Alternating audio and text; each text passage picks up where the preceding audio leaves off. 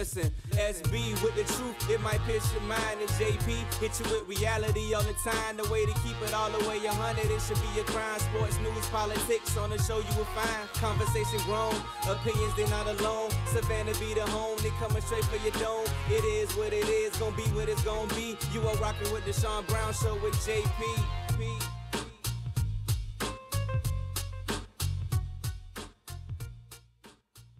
That's right, from the East Coast to the West Coast, all around the United States of America. This is the Sean Brown Show on WQTS Digital Broadcast. Hope everybody had a great weekend. Sean Brown here in studio. JP will be back here shortly. He's running a little bit late, but that's his thing. JP's always late. Once again, I hope everybody had a great weekend and is enjoying their lunchtime grind here on the show, live from Savannah, Georgia. A lot went down over the weekend. It was WrestleMania weekend for the WWE. We'll talk about that on the show. We'll talk some Major League Baseball. Tickets went on sale for single-game tickets for the Savannah Bananas. Tickets did go on sale this morning. Majority of the games have already sold out. So if you want tickets, you need to get to historic Grayson Stadium or go online right now and go to the SavannahBananas.com and get your tickets because tickets are selling out fast. The Savannah Bananas are the Coastal Plain League team here in the city of Savannah, Georgia. They've sold out every game for the last almost year and a half, 2 years. And like I said, single-game tickets did go on sale today. So if you guys want those tickets, you better go get them because they're going very, very fast. Once again, we're live in Savannah, Georgia. This is WQTS Digital Broadcast.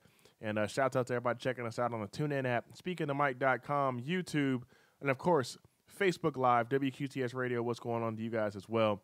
And hope you guys are enjoying the lunchtime grind here on this beautiful Monday and a little bit wet day in Georgia down here in Savannah. Let's look at some baseball scores from around Major League Baseball as the season is in full swing. It's a beautiful time of the year because Major League Baseball is going on. You've got basketball wrapping up, heading toward the playoffs this weekend. We'll talk about the playoff scenario for the playoff scenarios for the Eastern Conference and Western Conference here in a little bit when JP gets here. But first things first, let's get to some Major League Baseball scores so we can get you guys your updates on your favorite teams across the diamond. The Red Sox beat the Tampa Bay Rays 8-7 in Boston. In 12 innings of baseball, the Orioles over the Yankees 8-7. JP's team goes down and takes the loss. They're 5-5. The Yankees are just at 500, 3-3 at home. Indians over the Royals 3-1. Pirates beat the Cincinnati Reds 5-0 in shutout action. The Pirates are 7-2 on the season, 4-2 at home. The Marlins beat the Phillies 6-3. Tigers over the White Sox 1-0. And pitcher's duel. Gotta love pitcher's duels in baseball. Cubs over the Brewers 3-0. Astros beat the Padres 4-1. The Astros are 8-2 on the season, 5-1 at home. The defending World Series champions are making moves already and looking like they're going to be a team to contend with throughout this season. Diamondbacks over the Cardinals 4-1. Blue Jays beat the Rangers 7-4 in Texas. The Atlanta Braves, Evans Davis' favorite team, 4-0 over the Colorado Rockies. The Braves are doing a solid 6-3 on the season so far. So it's looking like it's going to be a solid year for those Atlanta Braves fans up in Atlanta playing in their new stadium. Well, the newish stadium. It's a year old now, but it's pretty nice if you guys haven't got a chance to go up there and check it out. Shouts out to my good friend Timothy Highway checking in on Facebook Live. We see you. We appreciate you supporting this show. Once again, folks, we are getting closer and closer to our 1-year anniversary mark of being on the air. It's next week. Next week's our 1-year mark. We thought it was this week, but we had our calendar wrong. We had to get it right. We want to make sure that we have it accurate so that way we are reporting the right information on our show.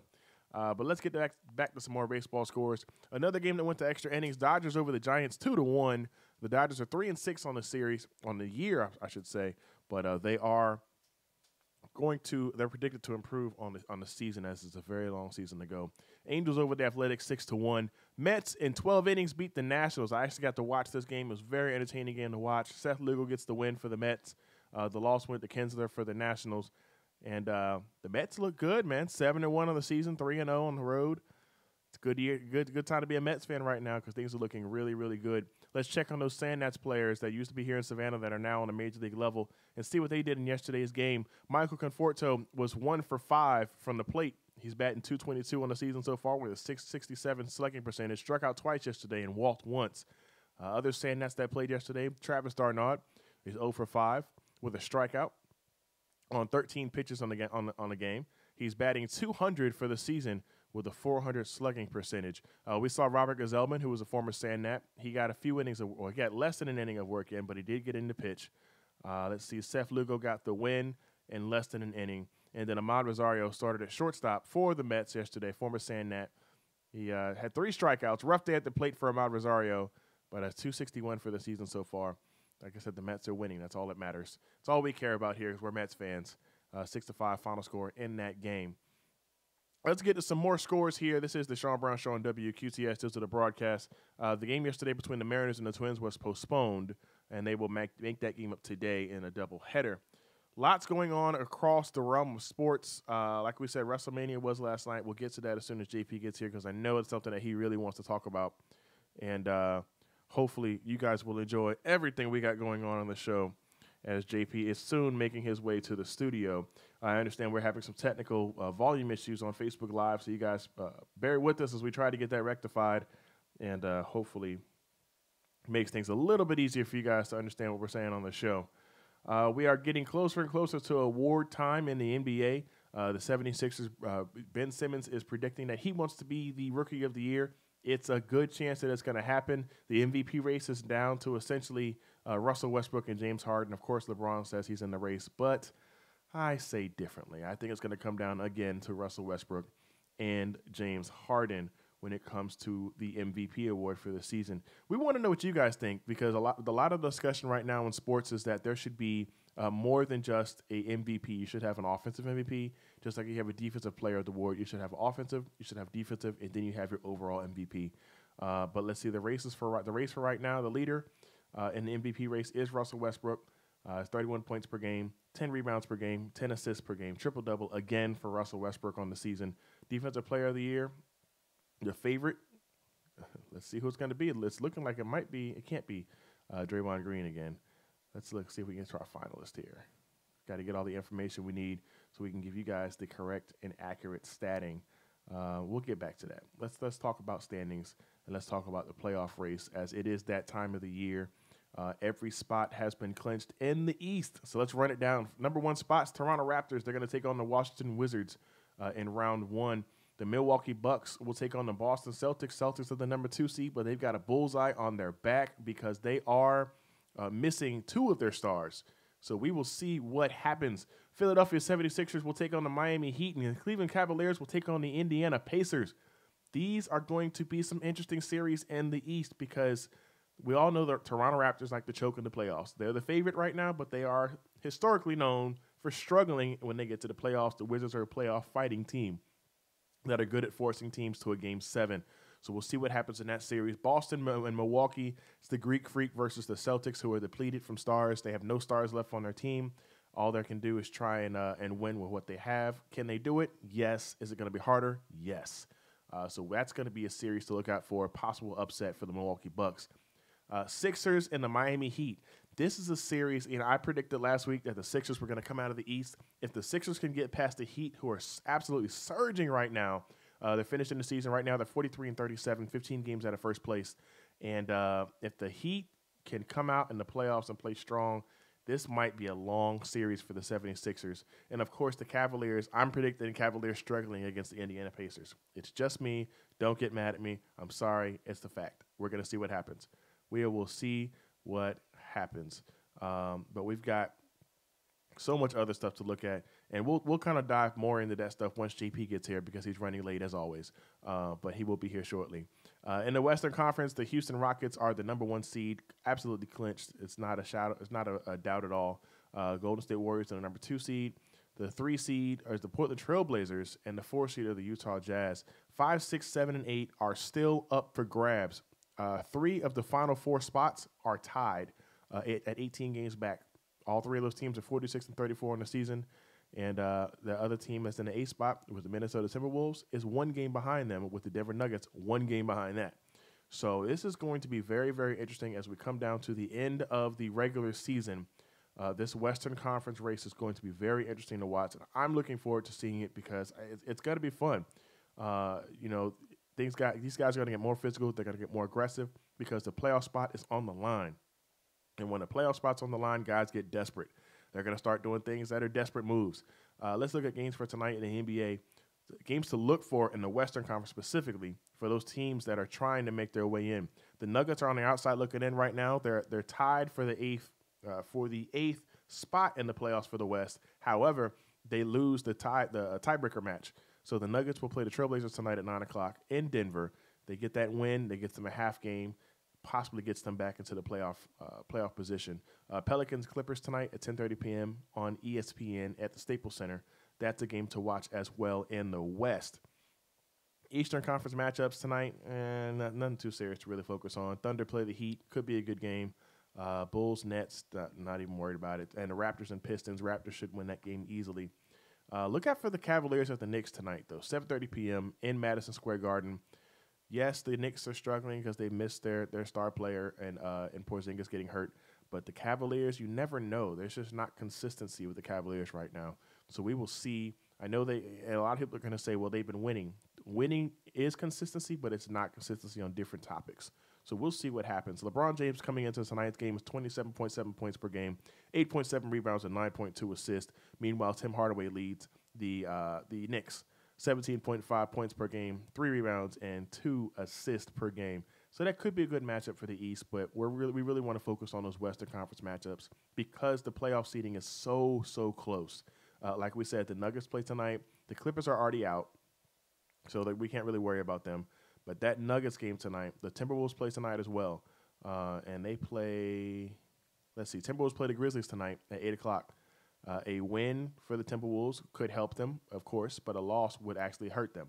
So we'll see what happens. It's going to be fun to see. You guys tune in, and we'll talk about those games on Wednesday when we get back on the air. Folks, you're listening to the Sean Brown Show on WQTS. Those are the broadcasts. We're having a good time here in studio. It's Monday from the East Coast to the West Coast and all the way from North Dakota down to the southern tip of Texas, where our President Donald Trump is sending National Guard troops to man the border, the southern border of the United States, specifically Arizona and the Texas area. Interesting decision. It's a good use of the National Guard, I'll say that. But the decision is very interesting. As we all know, we've had the big debate about the wall going up. Who's going to pay for the wall? What's going to happen? Well, it looks like now we have a manned situation. But at the same time, you have to wonder, what does that do for Border Patrol and organizations like that have responsibility for the border? Is it just giving them some more help, or are they actually fulfilling a role in a permanent station down on the border? So we'll see. We'll stay tuned for that.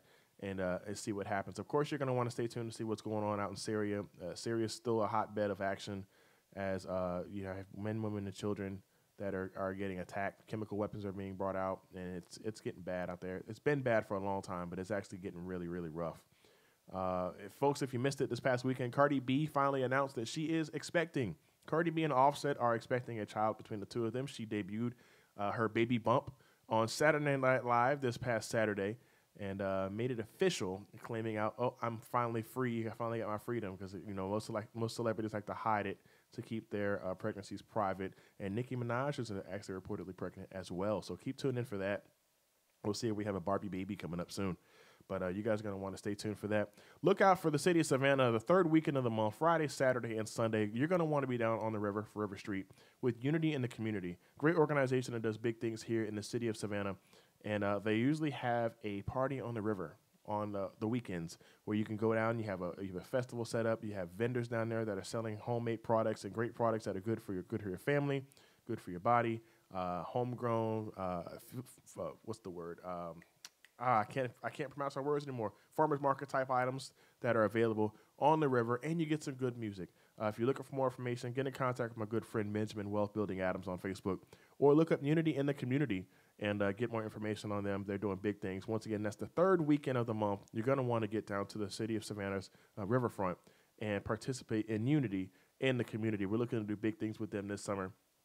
And hopefully we can make this big concert we talked about happen, that we talked about 2 weeks ago on the show, and make this concert happen with all of our local performing acts that are in the area, and team them up with Unity in the Community and do some big things. But we will see what happens. Look forward to the future. Coming up this Saturday, it's the home opener for the Savannah Cavaliers here in the city of Savannah. They're playing at the Windsor Forest Community Center, and they're opening up the season for the 2018 campaign. So look for Antonio Pope and the Savannah Cavaliers. So hold it down for the city of Savannah this year, semi-pro basketball. getting it done. You guys get out and support. That website for Unity in the Community, by the way, is unityinthecommunity.org. That's unityinthecommunity.org. We will put it on our Facebook Live feed. That way you guys can make sure you can see it and go check it out and get your support handled, because we want you guys to go out and support everything that's going on. If we support it, we want you to support it as our listeners, as we are all about community and taking care of those that are doing positivity or positive movements in the community, because that's what's important. We need some more positivity throughout the country and throughout the world, because there's so much negative going on. We got to keep the positive and give it a spotlight. So shouts out to our good friend Ben Adams and Craig Butts that are doing big things in the city of Savannah.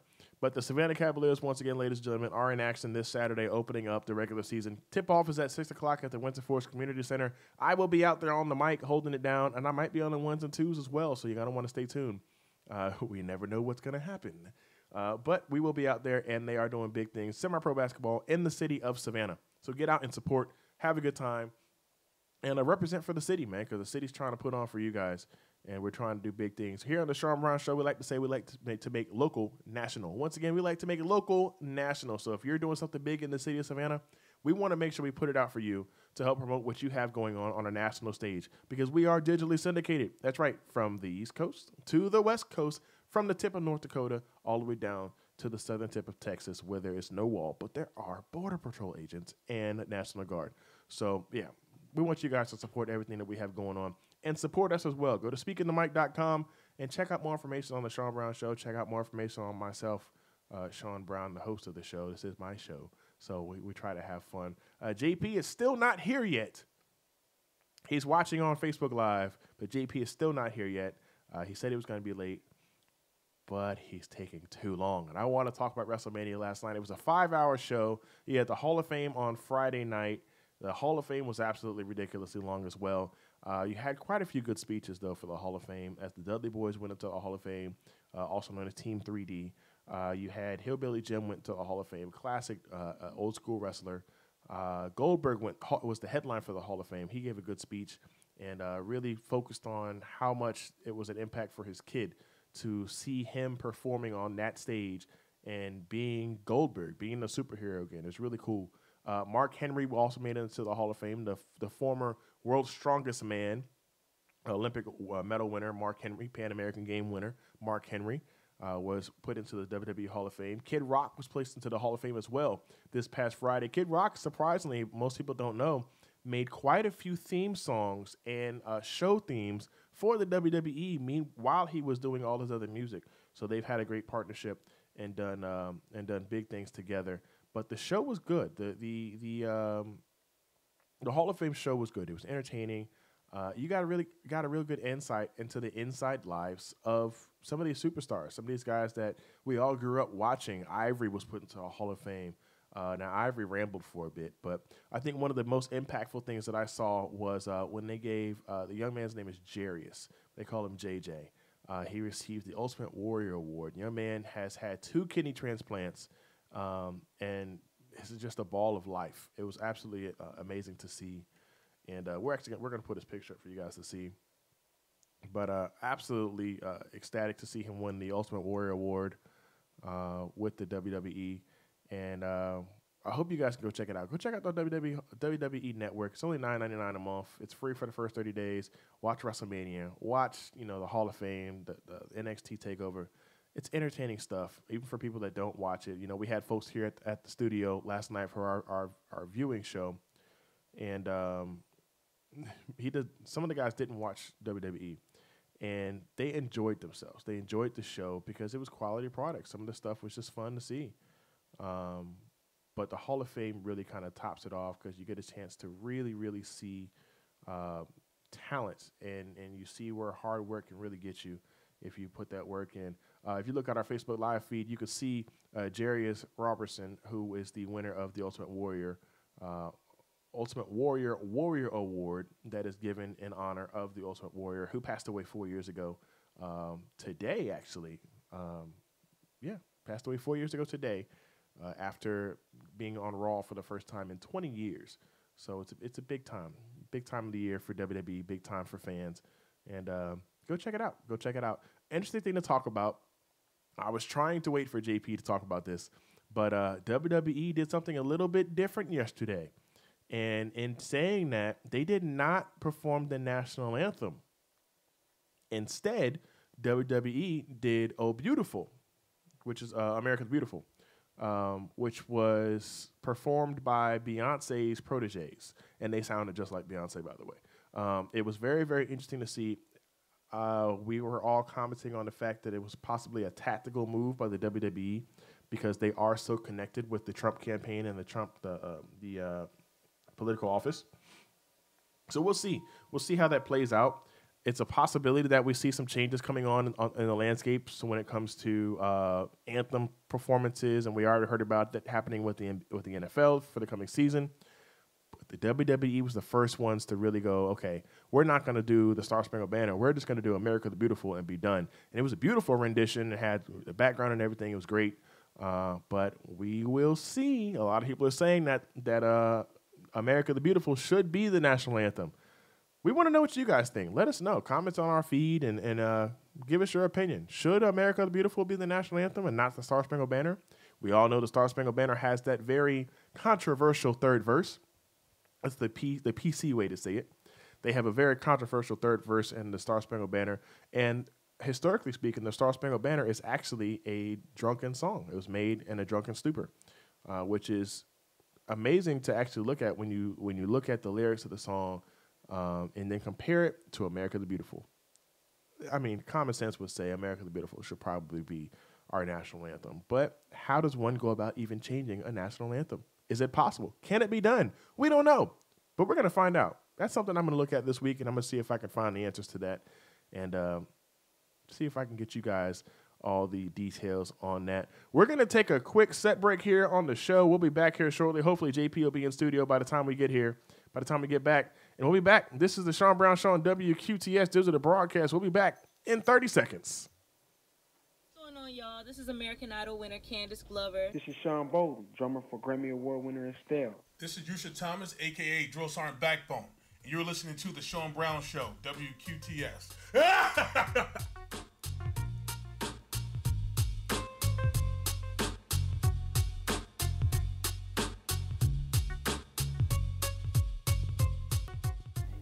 And we're back here on WQTS Digital Broadcast. JP is in studio, ladies and gentlemen. He made it to the show. He made it, folks. Round of applause for JP making it in the studio. He did tell me he was going to be a little bit late, but shouts out to good friend JP. What's going on, bro? Welcome to the show. Man, what's up, bro? Good to see you, bro. It's Monday, another week, man. I was watching on the way here. I had to take care of a little bit of business, but you got to talk on the mic, man. Can nobody hear you if you're not talking on the mic? I had to take care of a little bit of business, but I'm here. So I'm ready to talk. All right, let's talk WrestleMania last night. It was WrestleMania 34 went down in New Orleans in the Superdome. That is correct. Superdome. That's right. That is correct. Very interesting show, long show. Let's talk highlights first. Let's talk highlights. Ronda Rousey, match of the night. Easily match of the night. Most entertaining match of the night. I don't know about match of the night. If you're going to talk about wrestling skill level, I don't know about match of the night, but because I think Seth Rollins and Finn and them took that match. That was match of the night, in my opinion. But that was a good match. Yeah, I think that was match of the night. Nakamura and Styles kind of disappointed me. I was kind of looking for a little bit more in that match, but congratulations to Seth for winning, but. Yeah, that match was better than I thought it was going to be. Ronda showed a lot more potential than I thought she was going to have. Well, it was interesting to see how they mixed her UFC style into a WWE form of talent. And the fun thing to see was the fact that they made her a striker still. She's still a striker. She's still Ronda Rousey. She's just in the WWE. She's almost like the Undertaker now as far as strike style, the Undertaker of the women's side. Right. But you still got Sonya Deville. Yeah. But I wasn't expecting Ronda Rousey to throw arm drags and drop kicks right off the jump. So I think they played her pretty well. And plus, you have to know your personnel. She was working Stephanie McMahon. Stephanie McMahon is not the most technical wrestler we've ever seen in a women's division, but I mean, they did it very well. I'm cold, Evan. Forget you. But they did it very well. Angle and Triple H carried the match for the most part, as far as wrestling is concerned. And Stephanie and Ronda put the entertainment and the shock value into it. But it was good. It was a good match. WrestleMania overall, except for the main event. Yeah, I was about to get to that. WrestleMania overall was good. I will watch it again. But that last match, I'm just over it. I'm done. The match he's talking about was Roman Reigns versus Brock Lesnar for the Universal Championship. The match dragged on. It was boring. It reminded me of Brock Lesnar and Goldberg back in the 2000s when they went at each other for WrestleMania. And there was so much booing going on that the WWE started muting the crowd mics last night. I don't know if you noticed that or not. I did, but that was because Brock Lesnar cursed. Well, he was cursing the whole match. But it was a disappointing matchup. Everybody was expecting Roman Reigns to win because they know that Brock Lesnar is going back to the UFC. Folks, if you didn't know, Brock Lesnar is going back to the UFC. But we don't know when, though. That's the thing. Well, Dana White was there. Yeah, but he was there for Ronda. He had a Ronda shirt on. What we might have now is a partnership with the WWE and the UFC where Brock Lesnar is carrying both titles if he wins that UFC fight. Because to me, it's a joke if you bring the WWE Championship into a UFC fight. The fact that he won that match was a joke. Yeah. I see a possible rematch tonight and Reigns wins on Raw. I don't know. You have to get his head stitched up. And see, that was my confusion. Was that a legit bust or was that a blood pack? Yeah, that was legit, bro. He literally cracked the man's head open? That was legit because he did the same thing to Randy Orton. That was legit, bro. You go back and look at that, bro. The elbow, that last elbow he hit him with, that third shot. Yeah, that was straight elbow. That was straight elbow to the hairline. That's a shot. It was a disappointing match. Very disappointing match. I think the highlight of the night for me, of course, Undertaker made his return last night, and he looked good. He did. He looked real good. He did really good. But not in that way, Evans Davis. Undertaker's 53 years old, came back last night. It was like a 5 to 7 minute match. He did everything he needed to do. It was done well. But the question is now, is the Undertaker, obviously he's part-time, but is he back? No. Because the Undertaker was in impeccable shape. Yeah, he was. At last night's show. Yeah, Undertaker had an 8-pack for the first time in like 50 years. And he had to grow all his hair back. Yeah. It took a year, but he grew it back. So that makes me wonder. No, he's not back. Dude's 50 years old. Come on, man. I mean. Trips is 48. Yeah, but he ain't. Yeah, but he's doing the same thing. Undertaker's doing wrestling one time a year. But that's what I'm saying. We're going to see him more during the year. He'll do, I think he'll do the major pay-per-views, major 5. That's it. No, not even 5. No. Survivor Series, SummerSlam, and WrestleMania. That's SummerSlam, WrestleMania, maybe SummerSlam because he wasn't at SummerSlam last year. He was at Survivor Series last year, but he didn't do any wrestling. He just came out and talked, and that was on the SmackDown before Survivor Series, just trying to hype the SmackDown team up. So he did no wrestling. So he only wrestles essentially once a year, and that's WrestleMania. But yeah, he's at a point right now where you can't use him too much because the shock value will be over. Everybody expects him to be at WrestleMania. Then they threw the twist this year that we didn't know if he was going to be at WrestleMania. And they did that very well last night. They had Cena come out, and they had the lights go out. Then it ended up being Elias, and then he did the little stick with Elias, and then his music played, and he was leaving the rings. And so some people think, oh, well, maybe he ain't coming. I thought it was going to be a heel turn. Yeah, and then the lights go out again, and Undertaker, of course, makes his appearance and everything. So, but yeah, if they keep Undertaker right where he at right now, and he's still getting paid, I'm all right with that. I don't need to see Undertaker all year. I don't need to see him at Survivor Series, SummerSlam, all of these other pay-per-views. Give me WrestleMania. That's it. Because, there really ain't the talent roster right now is thick. We don't have to have him on there. That's why they didn't advertise that match as being official early because the card was already stacked. Mm-hmm. So you bring him in there as a surprise, the intrigue, the drama, everything else like that. They had the match. The match was good. He looked good. Yeah, they did it very well. I'm very much approved with the way they did that. It was entertaining. I got to enjoy watching the show. I had my service dog at my feet, my service dog Pella. Shouts out to the Southeastern Guide Dog team down in Tampa, Florida, doing big things and making heroes out of regular puppies. It's fun to see. But shout out to you guys.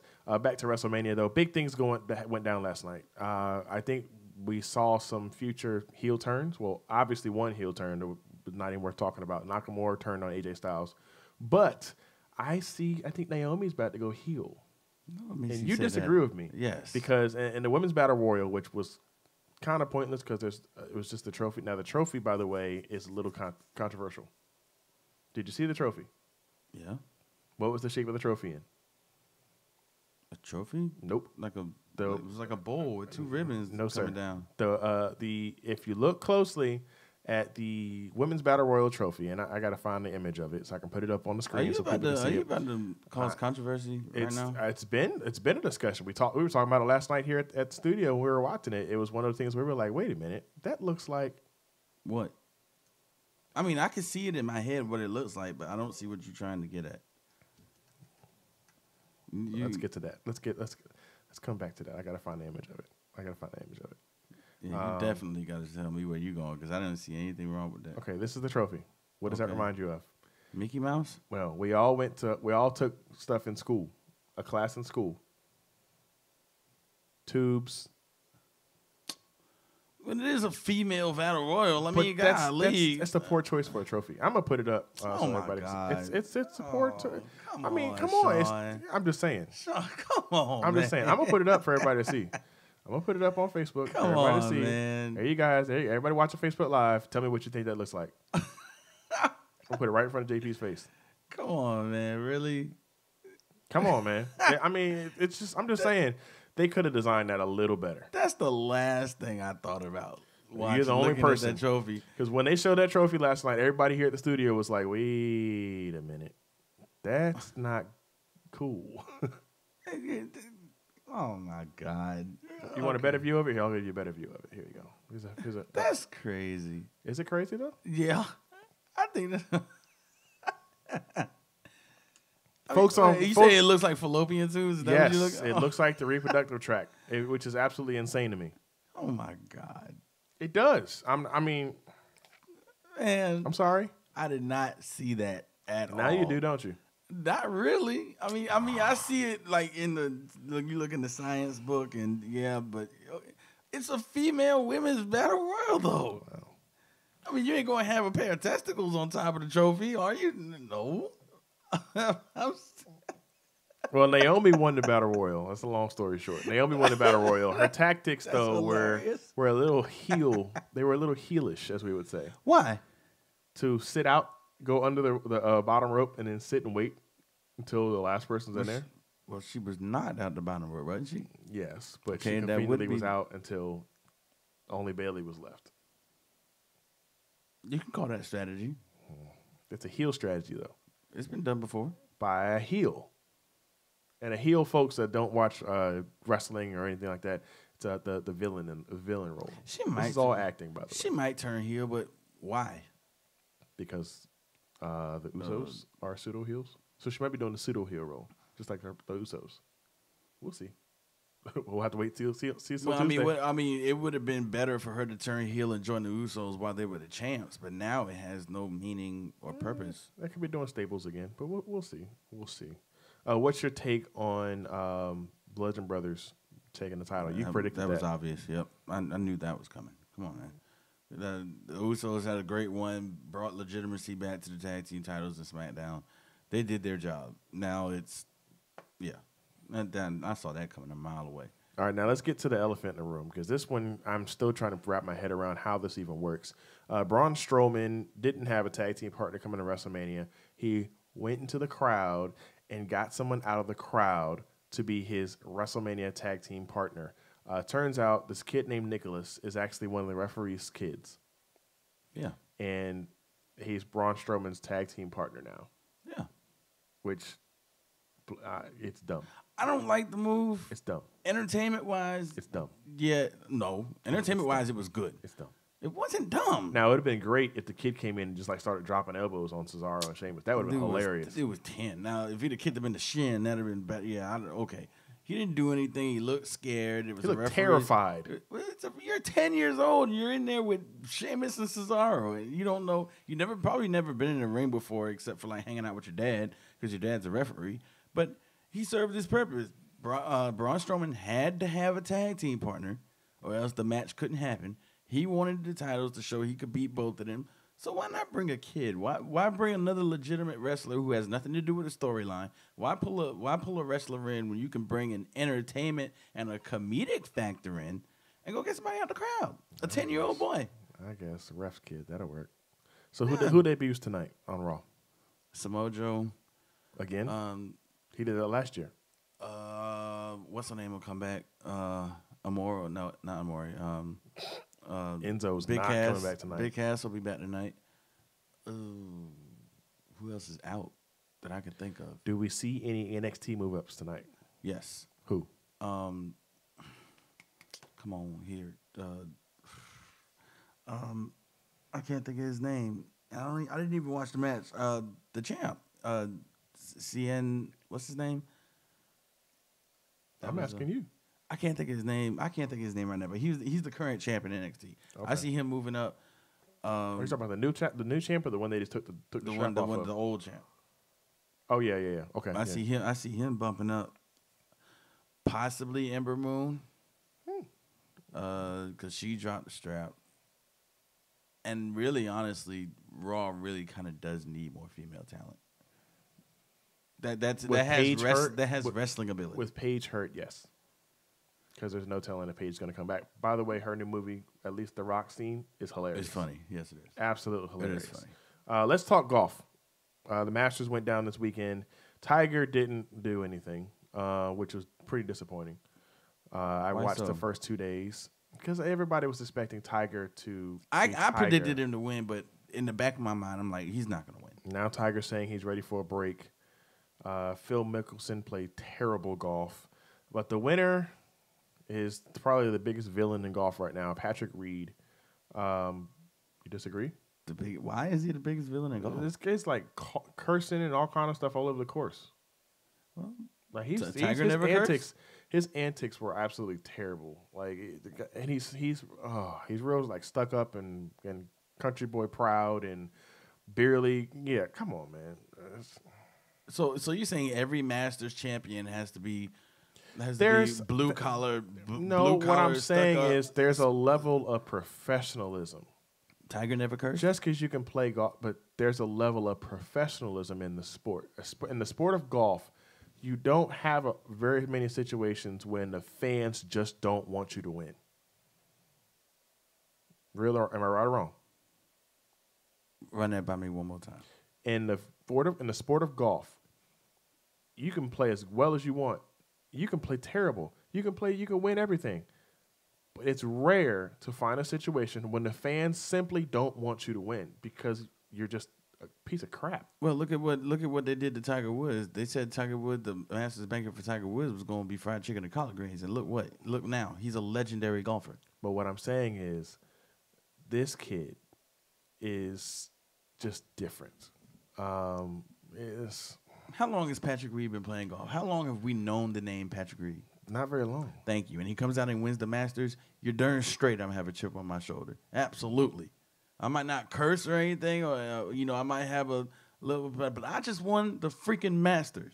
Well, here's the catch. All you guys, since I can say this on the air, all you guys can kiss my ass. Well, guess what? I'm the Masters champion. He won back-to-back national titles from Augusta State University. So the man can golf. In the Peach Belt. The man can golf. Back-to-back national champions, and now you're a Masters champion? Come on, man. I'm here. I've arrived. Everybody watch out. I'm here.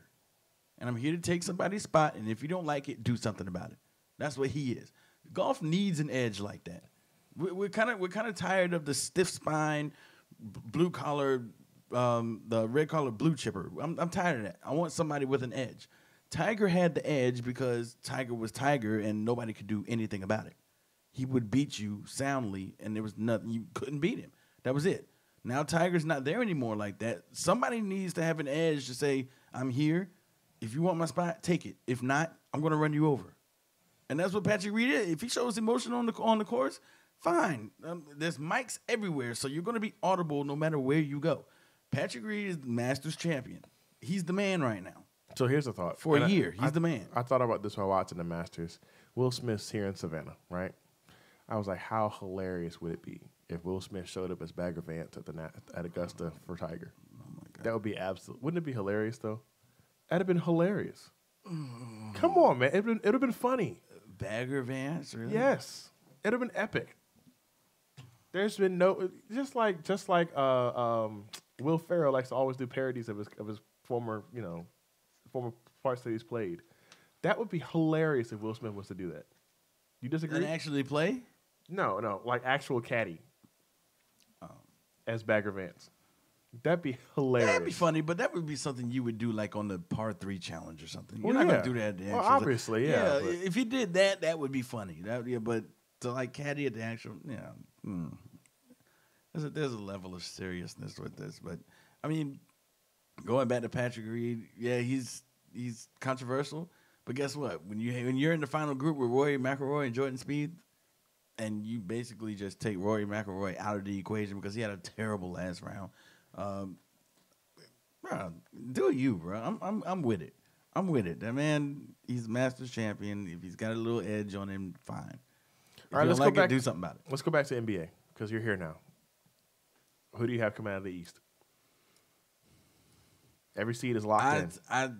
Okay. I see that. Every seed is locked. Let's see. Toronto, Washington, Boston, Milwaukee, Philly, Miami. Yeah, I'm a little. I had to kind of calm down off when I saw Phillies play Miami. That's kind of. I still got Toronto coming out, but I do like Philly playing them in the final. Huh? Really? I do. Okay. I do like Philly. Philly. It's gonna be there's so many intangibles that go into my decision now that I didn't think about last week because you're gonna get Embiid back. Sounds like I'm having dinner for free. All right. No, sir. $50. No, sir. You're not. You're not. They're not coming out. They're not gonna win the East. I just said they'll be in the Eastern Conference Finals. We're gonna see. So they're getting Embiid back, and then Markelle Fultz hasn't come into his potential yet. So they have a legitimate chance to win the East. Will they win the East? I don't think so. There's not enough playoff-tested players on that roster to know in clutch situations in a playoff game what to do. What? Who? Marco Bellinelli Oh, okay. from the Spurs. He was Right. carried by the Spurs. JJ Redick. Really? How many It's times has still JJ JJ Redick? Redick. How many times has he been in the playoffs? JJ Redick has been in a clutch situation before. Playoffs. Consistently. Playoffs. We all know playoffs and regular season are two different things. I'm talking about JJ Redick understands what the pressure's about. Where he came from. I'm trying to give your people credit here for the first time in a long time. Listen, that I'm putting credit on some Blue Devils. JJ Redick is a great shooter, but who in a game 7 in a playoff situation where it's win or go home, not regular season, who's going to have the ball in their hand? How do we know they're going to get to a game 7? I'm talking to you. You said they were coming out of the East. So what happens in the Eastern Conference Finals if you play a Boston or a Toronto? Who on that roster that you see right there is going to be able to put the ball in their hands 6-7 seconds left in a game 7 and contribute and make something happen? Joel Embiid. If they collapse down, he kicks it out to JJ Redick. Or you don't think JJ and Embiid will be doubled at that point? Okay, you can't. If you Your double first team, option, if you're Philadelphia, your first option in that situation is Ben Simmons. I disagree. What? I disagree. I disagree, but I agree because you have three tangibles there that people don't look at. You have Ben Simmons, who's effective, Joel Embiid, who's effective. JJ Redick is a knockdown shooter. Yes, I plain agree. and simple. So if you collapse on Ben Simmons, you collapse on Joel Embiid. You can't double team everybody. Well, you don't have to double team anybody. can't- Boston's got the defense. Boston's got the defense to keep up with 76ers straight up, and so does Toronto. I don't see Boston making it. I don't see. I just use Boston as another team other than Toronto. Boston's. I mean, Boston's completely. Everybody's counting Boston out at this point. In a situation like that, if Toronto and Philly came down to the last second in the game 7, I'm putting DeRozan on Ben Simmons. DeRozan is probably one of your better defenders. He's lanky. The width span is there. Okay, it's so not what going about? it's not going to be easy to go around DeRozan. Okay, so what about Fultz, Ilyasova? I mean, you got other guys you got to worry about on the floor for Philly, other than Ben Simmons. Ben Simmons a distributor. If folks get the ball and putting Van Vliet on him, I'm not putting Lowry on him. Okay, Lowry Embiid? is a defensive liability. Is Ibaka going to stop Embiid? No. If Embiid even gets to the ball, If you're doubling Ben Simmons, You don't double Ben Simmons. You pay him straight up. Okay, with so DeRozan. you put DeRozan on Ben Simmons. That's right. Right? Who's guarding JJ Redick? For Philly, Covington. No, they're on the same team. I'm sorry. I can't. Pull up Toronto's roster because I can match this up. In a Game 7 situation, I can match this. Game 7 situation. These are the 5 players on the floor for Philly: Ben Simmons, Joel Embiid, Markelle Fultz, JJ Redick, and Covington. I can barely see that. Wow, I'm getting old. Who am I putting on Redick? Who's taking Redick? Because you got DeRozan. You just said you put DeRozan on Ben Simmons. I put DeRozan on Ben Simmons. Okay, yeah. so Simmons is down. Who's I Kyle don't- Lowry guarding? Kyle Lowry is not even in this situation. Kyle Lowry's not on the floor. 'cause you're 6 seconds remaining. Because you're on in a Game 7. You're on defense. Kyle Lowry is a defensive liability. Kyle Lowry's a liability, period. That's why he's not on the floor. Okay, so who's on the floor instead of Lowry? Give me DeRozan. Give me Serge. Give me Van Vliet. Give me. Okay, so who's guarding? Okay, so you got DeRozan on Simmons. Yep. Who's guarding Embiid? Ibaka? Serge is gonna. Yeah, he's gonna do it straight up. That's a mismatch. Okay. Who's guarding Redick? How is that a mismatch? Are you kidding me?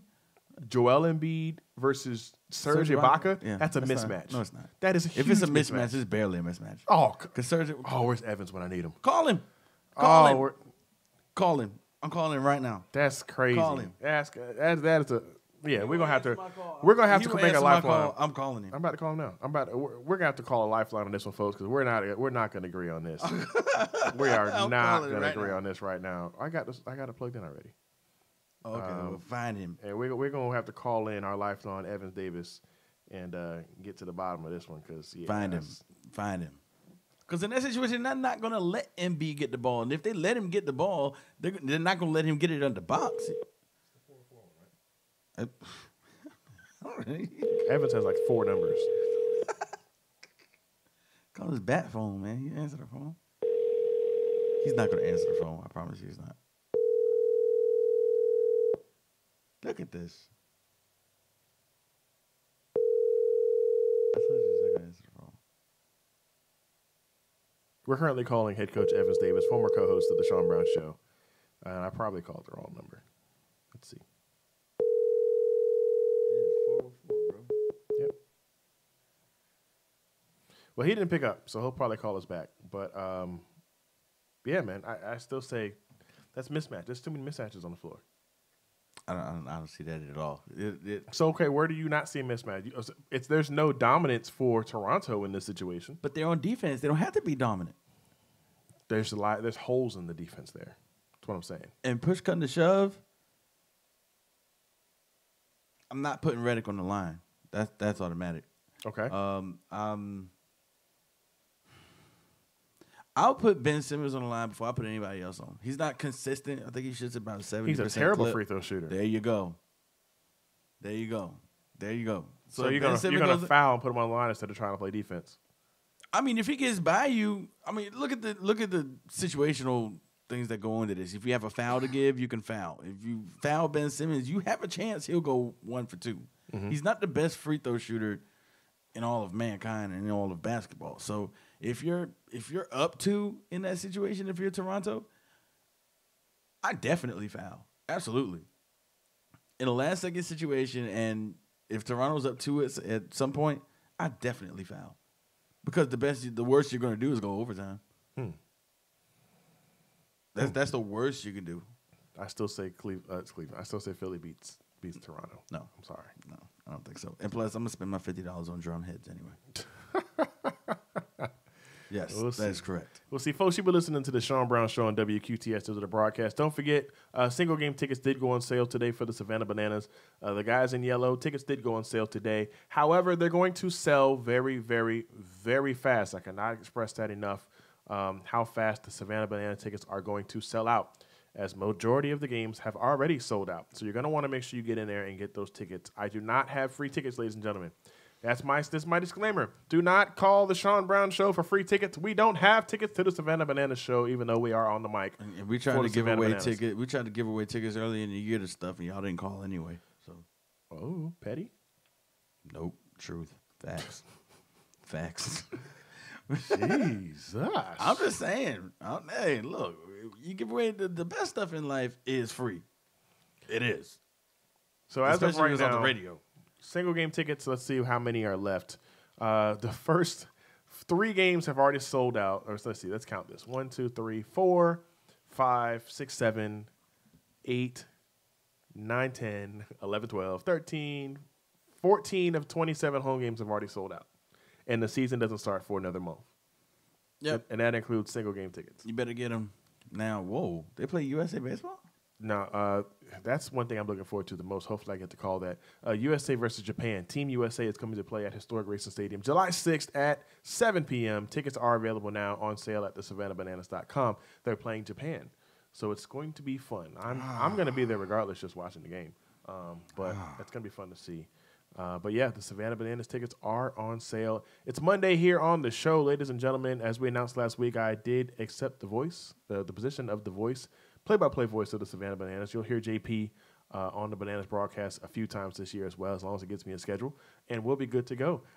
Sean is going to sound like the All-State guy all year. Khakis. Are you in good hands? Oh no, I know. And I'm the doing play-by-play. No, it's very, very simple. It's the top of the 9th inning, 1 out on the board, and the bacon. You have to do something for me while you're doing that though. Okay, what's because that? I'm going to listen. You have to do it at least one time in the season. You don't have to do it every game. At least one time you have to do play-by-play in the voice of Harry Carey for 5 minutes. Ooh. Line drive down the third base line. The relay to the plate. Oh, he's out. Nah. What a throw by the right fielder. Not gonna happen. Not gonna happen. No, I think my catchphrase. I'm gonna have a catchphrase or two that I'm gonna use, but they're gonna be original. Yo, I'm looking forward. They're gonna be original phrase. It's I'm not gonna. looking forward It's to not gonna be that. an emphatic bunt or anything like that. But you know, Emphatic an bunt. emphatic bunt down the first base line. He's stretching it out. He's an safe. What's an emphatic bunt in real life? Is it like a chopper? Yeah, it's a hard bunt. Yeah, chopper up to 5.5. Yeah. Emphatic bunt. Boy, we frying the bacon tonight, ladies and gentlemen. Hey, Boys, we're gonna fry the bacon for real May 31st. That's going down, folks. It's going down May 31st, Historic Racing Stadium. You're gonna want to get there early, folks, May 31st, because we got a lot that's gonna happen, and I'm not gonna give it away. But it's That's a going to Thursday? be fun. It is a thirsty Thursday to open the season, Memorial Day weekend. May 30, by the way, May 31st, coming off Memorial Day weekend, May 31st. So I got more than a month. and it's already sold out. Let me see if I can finagle my way into Grayson. Seeing as I gotta close that night, but we ain't never busy. So, Well, it's already sold out, JP. I'm talking about being on the broadcast, man. I ain't trying to go. You got to get there early. Yeah, I know. Let me see what I can do. All right. My hands are moving. You need some lotion? No. He's over here making fires with his hands. Listen, I know you. Hold on. Oh, I'm good. I put lotion on this morning. But folks, I tell you, it's been a pleasure. They got to be flies skating on his palms. We've been on the air almost a year next week, man, and it's been fun being on the air this year. We've had so many guests come in between Yusha Thomas and Sean Boldens came in, who's now out in Thailand touring with Estelle.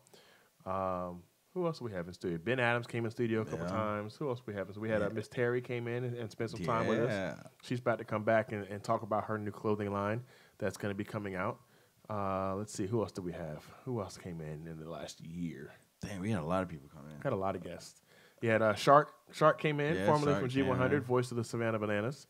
We're going to try and get Tyler in here, Tyler Gray from the Savannah Bananas, who's the director of fun. Man. That'd be a good show. I got to send him an email. That's going to be hilarious. Let's see. I might see it. Matter of fact, Wednesday. Let me send that text message. See, here we go. You can't even wait to get off the air, and he's already sending waves through the atmosphere to get people in the studio. But yeah, you know who you just look like? What? The guitar player from the Roots. when they used to be on late night, not the Tonight Show, but they used to come on at 12:35. And he used to be always. What? I didn't hear what you said. Go ahead. Never mind. You just threw me off. Never mind. Go on YouTube and look it up. So, folks, you're going to want to make sure you guys hang out with us. Robbie Coggins, thank you for checking in. Master's comment. What you got, bro? You got, what, 5.5 minutes?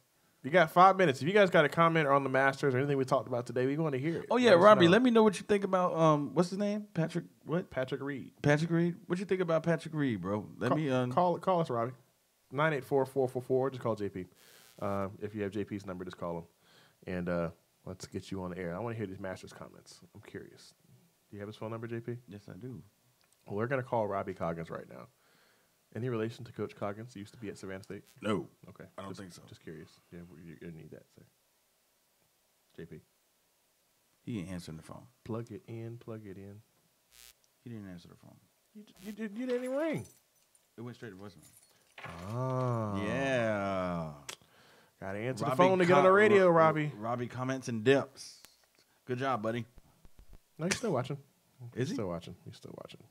But yeah, we got a few folks that we're going to want to get in here before we get to the end of our first official year This mark. Verizon ringback tone while your party is reached. Oh, where is it? We get entertainment. Hello. Robbie. What up, man? What's up, bros? Good to hear from you, man. Robbie Coggins in the building. I seen the little comment. You got something to say about the Masters? I said my piece about the Masters and Patrick Reed. Hold on. What do you think? We got to put our disclaimer on there. You're live on the Sean Brown Show on WQTS to the broadcast. What's going on, Robbie? What's up, bro? What's going on, man? Man, what are your thoughts about the Masters? Man? I'm just genuinely sad that Ricky didn't pull it off this year. I'm also sad that Spieth didn't come back with the amazing comeback that was about to happen until he hit that branch. Yeah. Reed, he's Captain America and everything, but he's super duper unlikable. So I wanted to see one of those boys get it, but good for him. But don't you think that'll bring a little bit of an edge to golf? Because golf is kind of ever since Tiger stopped being dominant and Rory came up, but golf's kind of been kind of mundane for a minute. It's good that an American got it, that's for sure. Yeah. He's one of the. He's been one of the sneaky top guys for a long time though, so it's not like a huge shock. Right. And he had 50-1 odds, which was an awesome bet to take in my opinion. I went with my buddy Brian Harmon just out of because I know him. And he didn't play too well. I was hoping he was going to have a showing like he did, at the U.S. Open, but that course is pretty tricky. Those big grass greens will eat your lunch. I tell you, I was cheering for Tiger Woods only because he's black, but wow. I'm just kidding. I'm just kidding. No, I really wanted to see Tiger do a lot better than he did. He really just kind of disappointed me as a fan, as a golf fan. I grew up watching Tiger, but I kind of wanted to see Bubba Watson do some more as well. Yeah, Bubba's unpredictable these days. You never know when he's going to show up.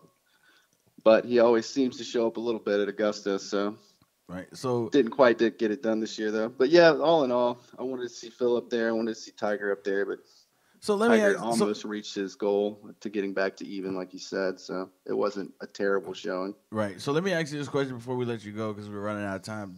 Do you think the fact that Tiger didn't win and he was so let's go back to the first two tournaments he played in where he placed like third and fifth or something like that. He was in the top 10. But do you think the fact that he placed so low in this Masters tournament, which is the most difficult tournament of the year, do you think it says anything to his comeback process or anything, or do you think he's good? No, I mean, it wasn't a disastrous showing by him by any means. It was I close. don't think, I didn't expect him to come out and win. I expected him to do a little better than he did. I was hoping that he'd be, at least 5 back, going in the final day. Right. But, this is the hardest tournament of the year, in my opinion. Right. So it wasn't, I don't think he's done by any means, if that's the question. Right. That's the way I see it. I had him winning because I thought it would be a big story and everything, but after the first 2 days, I had to go ahead and he just had back surgery, so. Yeah, exactly. That's what I'm saying. You're in the most difficult tournament of the year, and it's your third start since back surgery. So, I don't know, but Robbie, I appreciate you. Appreciate you answering the phone, man. We might try to get you on this show a little bit more often, man. But thank you for taking this time and hanging out with us, man. I appreciate it. Yeah, man, no problem. All right, man. All right, folks, you've been listening to the Sean Brown Show on WQTS. This is the broadcast from the East Coast to the West Coast, from the tip of North Dakota all the way down to the southern tip of Texas. Where there is no wall. That's right, but there are National Guard troops now, thanks to our President Donald Trump. This has been our Monday show. We'll be back on We'll be back on Wednesday at noon, ladies and gentlemen, live from the same time, same place, We are your Lunchtime Grind. It's 1 o'clock. Time to go. Peace, love, and chicken grease. Y'all have a great week. See you on Wednesday. 48 hours. SB with the truth, it might pierce your mind. And JP hit you with reality on the time. The way to keep it all the way 100. It should be a crime. Sports, news, politics on the show you will find. Conversation grown, opinions they not alone. Savannah be the home, they coming straight for your dome. It is what it is, gonna be what it's gonna be. You are rocking with the Sean Brown Show with JP.